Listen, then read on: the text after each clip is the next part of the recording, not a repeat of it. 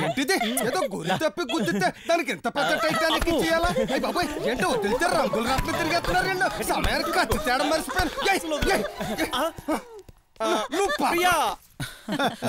రేపు మనం హైగ్రీపురం వెళ్ళాలి. అక్కడ నుంచే కదరా వచ్చావు. అల్లుడు నిశ్చితార్థం పల్లి పట్టుకొచ్చేసాను. అదేంటి నా మనసు నీకెలా తెలుసు మావయ్య? ఈ దిశ వారు నిలబడి ఇంట్లో పొయ్యి మీద కూర ఉడికిందో లేదో చెప్పగలను. ఆ మాత్రం కనిపెట్టలేనా? నాన్న హైగ్రీపురంలో నేను ఒక అమ్మాయిని చూశాను. నాకు బాగా నచ్చింది. పెళ్లి చేసుకోవాలనుకుంటున్నాను. మిమ్మల్ని నిశ్చితార్థాన్ని తీసుకెళ్ళడానికి వచ్చాను. కట్నం ఏమాత్రం ఇస్తారో? పెళ్లి ఖర్చులు కూడా మనమే పెట్టాలి. అలాంటి దిక్కుమాల సంబంధానికి నేను ఒప్పుకోను. ఒప్పుకుంటే నా పెళ్లికి మీరే పెద్దలు, లేదంటే నా పెళ్లికి నేనే పెద్దని. చూసావా లవ్ సినిమాలు చూసి ఎలా సరిపోయాడో? తల్లి తండ్రిని సమర్థించే సినిమాలు ఒక్కడు తీయడం లేదు. అలా తీస్తే ఆ సినిమాలు ఆడవు. ఆఖరికి వాళ్ళ అమ్మా బాబులే చూడరు. చూసావన్నయ్య ఇలా చేయి దాటిపోయాడు. లవ్ స్టోరీ క్లైమాక్స్ ఎవడ చెయ్యి దాటినా ఎలని చెయ్యి దాటదు. ఏం చెయ్యాలో ఆడే చూసుకుంటాడు.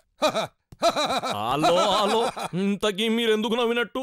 ఇలా నవ్వాలి కాబట్టి నవ్వాను.